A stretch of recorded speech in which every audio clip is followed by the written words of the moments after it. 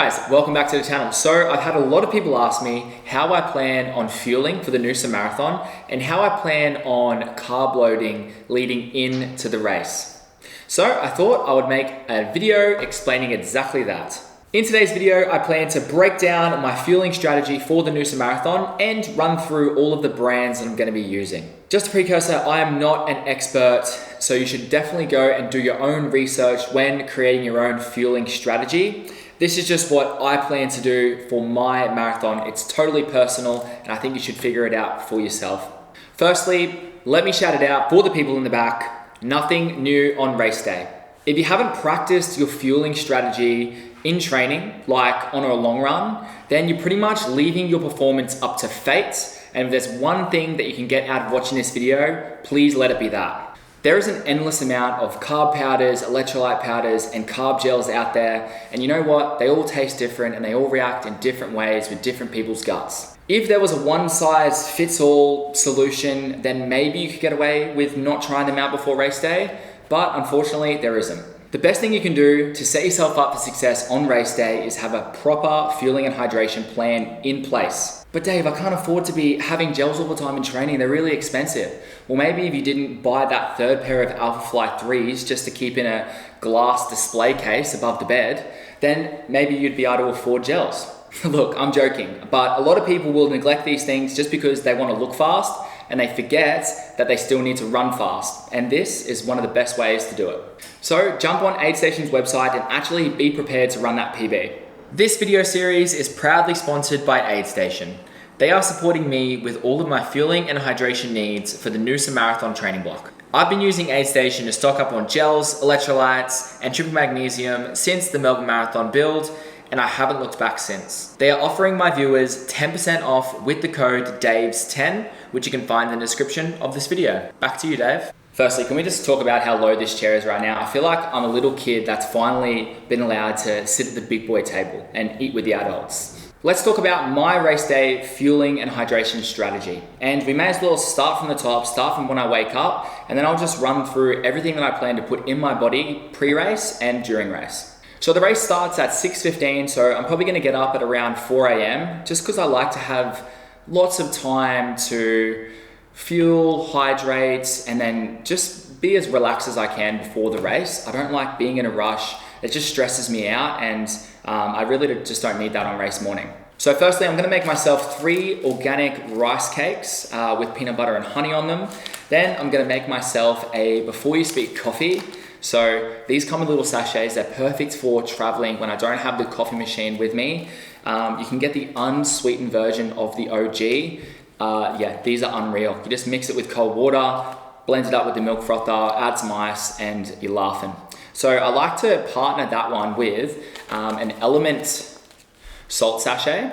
So these are go-to. This is a chocolate flavor. It goes really, really well with coffee. I find that the chocolate and the coffee works really well together. I guess that's a mocha, but basically it just makes your coffee taste like chocolate and a bit salty. I'm a big salt lover, so I don't mind the salty taste at all. And in this bad boy, it's got 1,000 milligrams of sodium, 200 milligrams of potassium, and 60 milligrams of magnesium. So it's a really good hit. I like to mix this with my coffee, just so I don't have to consume 2 full glasses of water. I like to put them together just so I'm consuming less liquid because I don't want to be needing to wee throughout the marathon, but I still want to be getting some caffeine in to wake me up and get me focused, but also getting hydrated as well for the morning.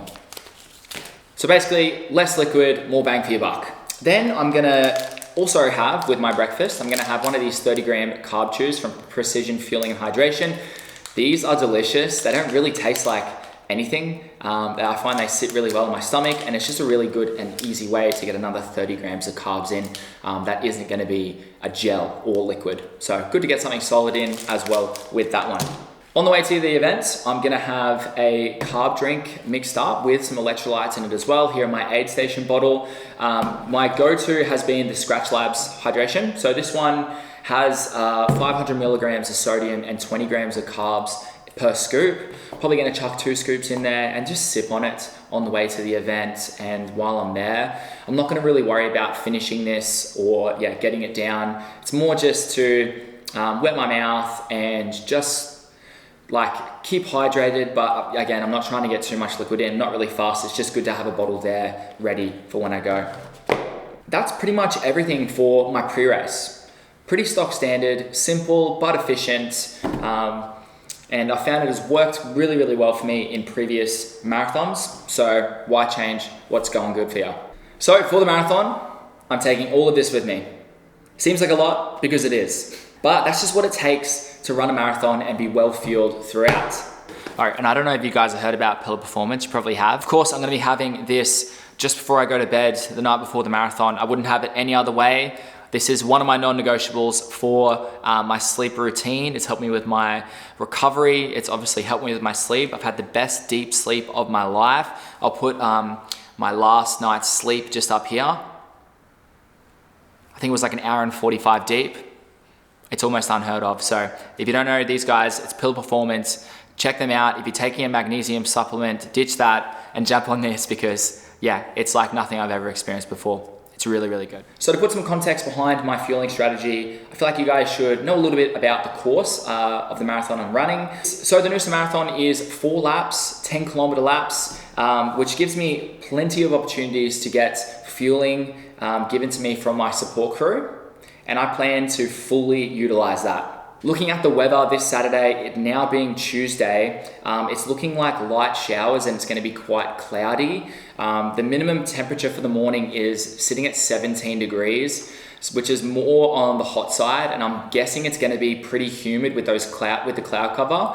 So I'm planning to battle the humidity and battle the heat and just make sure that I'm nice and hydrated, and that I make sure I've got lots of sodium loaded up the night before and during the race as well. So firstly, on the start line, I'm going to consume the second carb chew of the day. This one again from Precision Fueling and Hydration. This one I'll have on the start line maybe like 5 to 10 minutes before the race starts. Not exactly as the race starts as well. Just purely taking that one just to top up the glycogen stores just that little bit more and make sure that they're nice and full before I start the race. Then, like clockwork, I'm going to be taking a gel every 30 minutes, which would mean that I'm going to be taking 5 gels on the run in total. So I've got 4 Morton Gel 160s here, and then I've got 1 caffeine gel from Precision Fueling and Hydration. I haven't decided when I'm going to be taking the caffeine gel yet, whether it's going to be my 4th or my 5th gel, probably one of those 2. I think I'm just going to decide on the day how I'm feeling and when I feel like I need it. So this is a total of roughly 80 grams of carbs per hour, and that's just off gels. This has worked really well for my previous marathon. When I ran the Melbourne Marathon, I found I took a gel every 30 minutes like clockwork, and I felt really fueled for the entire race, and my stomach was a-okay. So I'm going to utilize that again and make sure that I'm taking those down like clockwork every 30 minutes. I will also have some LSKD 350 ml flasks here that I'm going to be filling up with some more scratch laps. So I'm going to be probably putting 2 scoops in each flask. So that'll be a total of 40 carbs again, and then it'll be 1,000 milligrams of sodium. So because it is 4 laps, I'm going to be having, I'm going to get past the flask at the start of the 2nd lap and the start of the 4th lap, okay? I will have them on standby to see if I would like to grab one at the 3rd lap, but I'm thinking I won't, but I'm just gonna have it there just in case, in case I decide that I want it on race day, but I don't think I'm gonna really need it. Another few things that I'm gonna do to combat my cramping. The reason that I'm so cautious about cramping for this race is because when I ran the Melbourne Marathon last year, I got to about 37 Ks, got to the top of a hill, and a sniper rifle hit me in the hamstring, and I cramped so bad I actually had to walk for about a minute, or limp for a minute. So I put that down to not enough sodium, and I know that that's an easy thing to just point the finger at, but I genuinely didn't have enough sodium. It was a cooler day, I wasn't drinking enough, and yeah, I wasn't really consuming sodium as much as I should have on the run. So to combat that, I've got the sodium that I'm going to be drinking on lap 2 and 4. I'm also going to be just like drinking water on the course as well. But I've got these salt stick electrolyte tabs. These are 100 milligrams of sodium per tab, and you can literally just chew on them. You don't need water. So I'm going to have them on me as well. I'm going to try have one of these every gel, see how I go. And then I also have a last resort that I got here from Aid Station. So it's a cramp fix, quick fix shot. If any of you guys have ever had these are disgusting.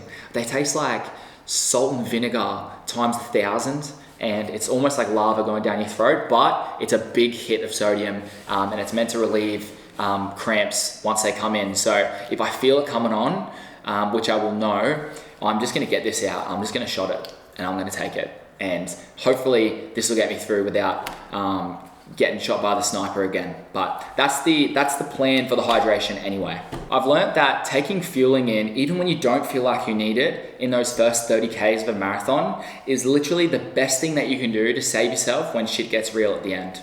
So if there's another thing that you can take away from this video, let it be that.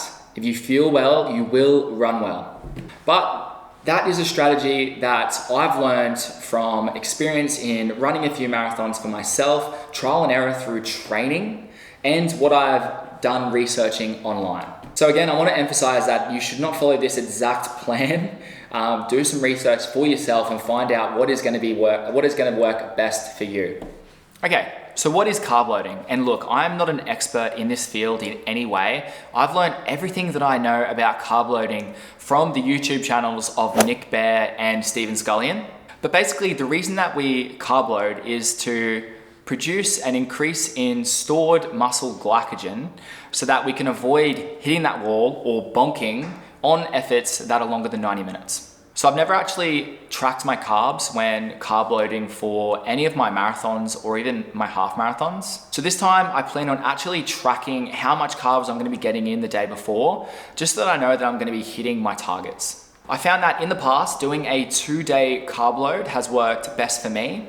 To be honest, I don't really like doing any longer than that because I just hate the feeling, that yucky feeling of just being like so full on carbs just all the time. And then to add to it, you're meant to be as hydrated as you can, so you're drinking all this fluid as well, and you just feel like a fat piece of crap. And it doesn't help that you're in a taper, so you're exercising a hell of a lot less than you usually would, and you're burning a hell of a lot less energy as well. So 2 days out, I like to increase my carbs just a little bit more than I usually would for that day, but I don't go too crazy on the carbs. I just try to increase it a little bit more than I usually would. Then the day before the race, I'm gonna aim for 8 to 10 grams of carbs per kilo of body weight.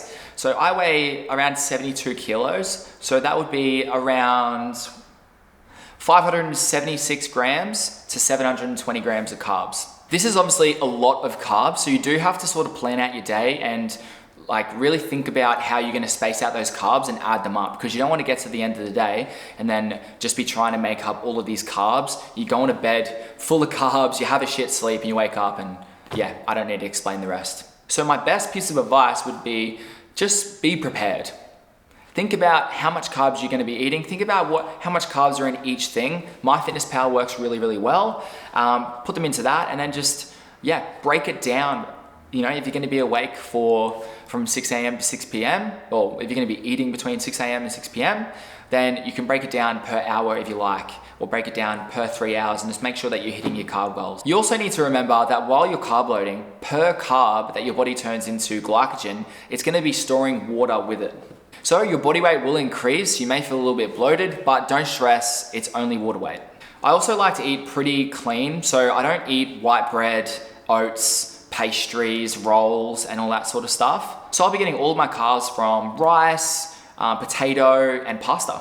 That being said, it's okay if you eat that stuff, but don't just go out and just eat bowls of oats and eat shitloads of like sugary things, like hoping that that's gonna, you know, be the carbs that's gonna fuel you. Just remember, like if you eat crap, you're gonna feel crap. So make sure you're still having nice balanced meals with protein, fats, you know, have those greens in the meals as well. Like there's no point just eating rice for the entire day. You still need to be like nourished as well, especially if you're carb loading like for a few days. I couldn't think of anything worse than just eating carbs for 3 days straight.